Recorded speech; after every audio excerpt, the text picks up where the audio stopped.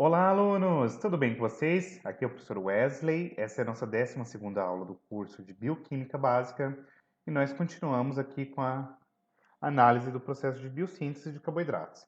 Essa é a aula intitulada como Biossíntese de Carboidratos, parte 2. Então vamos lá! Dando uma recordada aqui, revisitando a gliconeogênese, a qual a gente discutiu na 11ª aula, eu havia comentado com vocês que se trata de um processo que consome energia, então, via de regra, processos anabólicos vão demandar gasto energético, e se vocês olharem esse processo, a via gliconeogênica trata-se de um processo energeticamente custoso. Então, percebam que essas reações sequenciais aqui na gliconeogênese demandam um gasto energético. Então, percebam que desse processo aqui, ao qual se tem 2 piruvatos, mais o consumo de 4 ATPs, mais 2 GTPs, mais 2 NADH, mais 4 moléculas de água, vai gerar tudo isso. Então, percebam que é um processo que demanda gasto energético, certo? Mas não menos importante, eu queria que vocês se atentassem que, muito além de pensar somente em piruvato como uma fonte única e exclusiva para a biossíntese de glicose, eu quero que vocês já desconstruam essa ideia, porque existe outras fontes de carboidratos aqui que a gente pode comentar, tá? Então, além do piruvato, a gente tem outros intermediários, por exemplo, presentes no ciclo do ácido cítrico, ácido cítrico, para quem não se lembra, ciclo de Krebs, que podem eventualmente entrar aqui na via da gliconeogênese.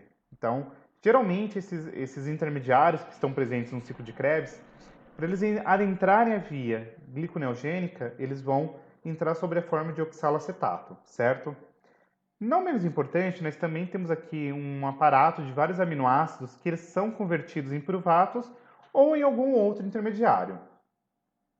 E ainda vale destacar que esses aminoácidos que eventualmente são convertidos em piruvatos e direcionados para a via da gliconeogênese são denominados como aminoácidos glicogênicos, tá? Os principais, para vocês terem uma noção, são a alanina e a glutamina, tá? Então, geralmente, quando a gente está falando de aminoácidos glicogênicos, os principais que são direcionados pela via da gliconeogênese são a alanina e a glutamina.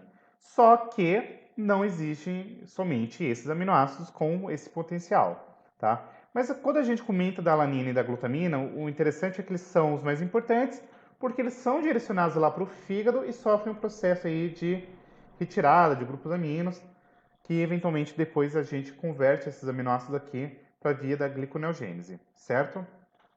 Então, nessa tabelinha aqui, que eu tirei do baiado, a gente tem os principais aminoácidos glicogênicos, que são aí agrupados de acordo com o seu local de entrada. Então, por exemplo, a alanina, cisteína, glicina, serina, triptofano, eles entram aqui na via glicogênica através do piruvato. A genina, o glutamato, glutamina, estradina, prolina, por exemplo, entram aqui como alfa-cetoglutarato e posteriormente são convertidos ao oxalacetato para serem direcionados aí para a via da gliconeogênese. Ou você pode ter, por exemplo, a ileusina, metionina, trionina, valina, sob a forma de succinil-CoA, a fenilalanina e a tirosina, sob a forma de furamato, e por fim o aspartato e a asparagina, entrando aqui sob a forma de oxalacetato, certo? Posto isto, a gente precisa ainda comentar aqui acerca de um detalhe interessante, que são os ciclos fúteis. O nome já é um pouquinho sugestivo, é uma coisa fútil, ou seja, uma coisa que não tem precisão de certo modo. Percebam, estou falando de certo modo, tá? De acontecer. Por quê? Trata-se basicamente de reações na qual o substrato de uma é produto de outra, ou seja, você tem reações aqui sequenciais e nessas reações sequenciais você tem um gasto de ATP, mas não há a formação de novas moléculas. E aí você deve estar se perguntando, tá, mas por que precisa acontecer esses ciclos fúteis? E a resposta que eu trago a vocês é o seguinte: a função principal de um ciclo fútil é justamente a geração de calor, que acaba sendo extremamente importante para os animais, aí no sentido de controle da temperatura e etc. Tá? Então, quando você pensa, por exemplo, na via da glicogênese, você tem esse processo aí que está atrelado com alguns ciclos fúteis, ou seja, algumas reações que eventualmente não vão formar nada, mas em essência entendam que essas reações são importantes no sentido de que elas fornecem calor e o calor é extremamente importante para que os organismos consigam aí manter a sua homeostase, certo? E aí você deve estar se perguntando, tá, mas será que esses ciclos fúteis podem acontecer à torta e à direita no metabolismo? E a resposta eu já vou antecipar a vocês. Não, não podem. Então, nesse sentido, a gente precisa fazer uma regulação do processo de gliconeogênese para que não aconteçam as reações fúteis aí em demasia, tá? Então, as vias tanto glicolítica quanto da gliconeogênese são reguladas de forma recíproca, isto a ideia central de regular essas vias é evitar, como eu falei, aí a ocorrência desses ciclos fúteis naturalmente. E aí entendamos que, como eu falei para vocês, aquelas vias exclusivas são justamente os elementos centrais nesse processo de regulação. Ou seja, os pontos de regulação são exatamente as vias de contorno, aonde vai ter aquelas reações específicas, tá? Tanto da glicólise quanto da gliconeogênese. E aqui eu destaco duas em especial, a do piruvato sendo convertida a oxalacetato e, por fim, da frutose 1,6-bisfosfato sendo convertida a frutose 6-fosfato. Então, como que se dá esse processo da regulação? O primeiro ponto de regulação é a gente adentrar aqui no mérito do destino do piruvato. Como eu comentei na 11ª aula, o oxalacetato ele pode ser convertido, o piruvato, perdão, pode ser convertido ao oxalacetato mediante uma enzima chamada de piruvato carboxilase, certo? E aí eu quero que vocês entendam que esta enzima, chamada de piruvato carboxilase, ela pode ser modulada alostericamente pelo acetil-CoA. A quem não se lembra de alosteria, recomendaria dar uma olhadinha na nossa 6ª aula do curso de Bioquímica. Então essa enzima aqui, a piruvato carboxilase, é regulada alostericamente pela acetil-CoA. Então, por exemplo, caso haja um aumento da glicólise, por consequência, haverá um aumento da acetil-CoA e esse aumento da acetil-CoA, por sua vez, estimula a piruvato carboxilase. Essa estimulação da piruvato carboxilase, por sua vez, desencadeia um aumento do piruvato e esse aumento do piruvato vai desencadear, por sua vez, a produção do oxalacetato. Acrescido a isso, a diminuição do piruvato pode acrescer no quê? Na formação de acetil-CoA e, consequentemente, diminuição da glicólise. Então, entendamos que o processo está diretamente atrelado com regulações aí nesse processo. Então, a principal protagonista aqui nesse processo é a molécula de acetil-CoA. Ela que vai modular, ela que vai regular alostericamente a piruvato carboxilase, certo? Posto isto, ainda entramos que o segundo processo de regulação se dá aqui pela hidrólise da frutose 1,6-bifosfato. É um processo que é catalisado por uma enzima chamada de frutose 1,6-bifosfatase, que nada mais é do que uma enzima que acaba sendo inibida pela AMP, tá? E essa regulação aí é importante. Por quê? O que eu quero que vocês entendam é que a reação glicolítica inversa é catalisada pela fosfofrutoquinase 1, que é estimulada tanto pelo AMP quanto pelo ADP e inibida tanto pelo citrato quanto pelo ATP. E aí você deve estar falando, professor, bugou minha mente. Total, vamos lá. Toda e qualquer vez que eu falar de uma fosfatase, trata-se de uma enzima que faz retirada de grupamento fosfato. Check. E toda e qualquer vez que eu falar de uma quinase, trata-se de alguma enzima que vai adicionar grupamento fosfato. Posto isto, entendamos que um aumento na glicólise está diretamente atrelado ao aumento do acetil-CoA e esse aumento do acetil-CoA acarreta um aumento do citrato, certo? E disso nós teremos que o aumento do citrato faz uma inibição da fosfofrutoquinase 1, de maneira que há uma diminuição do piruvato sendo convertido a acetil-CoA e, por sua vez, uma diminuição aqui da glicólise. Portanto, entendamos que é importante se atentar na fosfofrutoquinase 1. É ela que é decisiva nesse processo, tá bom? E aí eu quero que vocês entendam que, além disso, eu preciso se ater com a questão da formação de glicopolímeros, ou seja, moléculas muito grandes de açúcares. E aí, basicamente, esse processo está associado com o envolvimento da adição de moléculas de glicose às extremidades. Como assim, Pro? A adição desse processo, dessas moléculas é obtida aí mediante moléculas que nós denominamos como nucleotídeos de açúcar. Como assim? No caso do glicogênio, que é uma reserva energética presente em animais, o nucleotídeo é o UDP, que se liga à glicose para formar a UDP-glicose. E no caso do amido, que é uma reserva energética presente em vegetais, o nucleotídeo é o ADP formando a ADP-glicose, certo?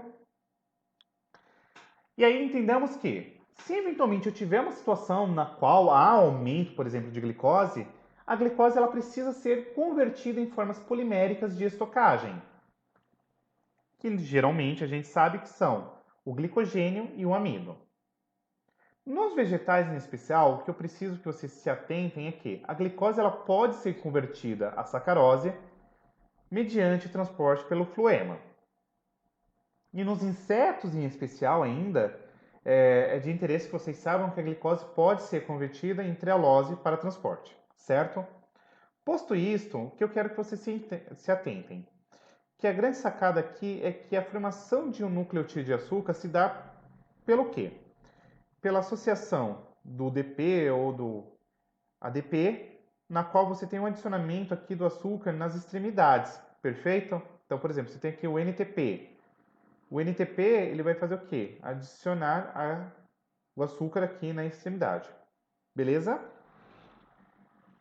E aí o ponto inicial da síntese de glicogênio, por exemplo, é um processo no qual você tem aqui a glicose 6-fosfato, e a glicose 6-fosfato ela sofre um processo de fosforilação com o consumo de ATP, ou seja, ela precisa ser fosforilada, ou seja, receber um grupamento fosfato, e esse processo está diretamente atrelado com o consumo de ATP, certo? Por sua vez, após a glicose 6-fosfato ser fosforilada, formando a, esse processo aqui de glicose 6-fosfato, a gente transforma ela em glicose 1-fosfato. E a glicose ela é adicionada a uma cadeia crescente de glicogênio. Como assim, Pro? Como eu falei para vocês, a UDP, que se liga aqui à glicose formando a UDP-glicose, faz um processo de doação à glicose apenas para cadeias com mais de 8 resíduos de glicose. Em outras palavras, eu quero que vocês entendam que esse processo ele é catalisado mediante uma enzima chamada de glicogênio sintase, na qual você tem aqui a ligação de uma molécula de glicose a outra, mediante um tipo de ligação denominada como ligação glicosídica, que é catalisada aqui no sentido alfa 1, 4, certo? Aqui não se lembre, a gente já tem uma aula aqui sobre carboidratos de maneira introdutória. E aí entendamos que esse processo, essa cadeia inicial, ela acaba sendo polimerizada por uma outra enzima chamada de glicogina, tá? Que vai formar o que a gente denomina como complexo glicogênio sintase. E aí, nesse sentido, entendemos que a glicose 1,6-fosfato ela vai ser combinada a UTP para formar a UDP-glicose, beleza? E aí esse processo se dá da seguinte maneira: você tem aqui a glicogenina e a glicogenina faz um processo no qual vai fazer um aumento dessa cadeia aqui, mediante o que a gente acabou de escrever, de discorrer aqui, né? mais adiante, anteriormente, perdão. E aí a ideia é o seguinte: é você ir adicionando glicose a cada molécula aqui, de maneira que você tem aqui uma molécula crescente de glicose, mediante aquela catalisação da ligação alfa 1,4, certo? Posto isto ainda, eu quero que vocês se atentem que acontece uma adição de ramificações que é catalisado por enzimas especiais, a saber-se, você tem as amilos alfa 1,4, alfa 1,6, que são transglicolases ou glicosil, transferases que cria aí essas ramificações nas cadeias principais, certo? Faz um processo de clivagem da cadeia principal e liga em pontos distintos aqui, alfa 1, 6. Então vamos lá. Ó. Você tem aqui uma ponta não redutora e aí você tem os amilos aqui que catalisa essas ligações alfa 1, 4 Da mesma forma que você tem aqui pontos de ramificação alfa 1,6. E a principal ideia é que você tem aqui uma outra enzima que faz a clivagem aqui em pontos distintos aí desse ponto alfa 1,6. Beleza? E a biossíntese de amido, ela se dá da seguinte maneira. É um processo similar ao do glicogênio, só que envolve aí transportadores diferentes. Você tem aqui o transportador de glicose no amido, é a ADP-glicose, e os vegetais também possuem aí algumas enzimas que são, por exemplo, as amidossintetases e as enzimas ramificadoras. Então, se dá aqui através da ADP-glicose e aí você vai tendo a síntese da molécula de amido, certo? A quem não se lembre, glicogênio, e o amido são moléculas de carboidratos, são polissacarídeos, de reserva energética.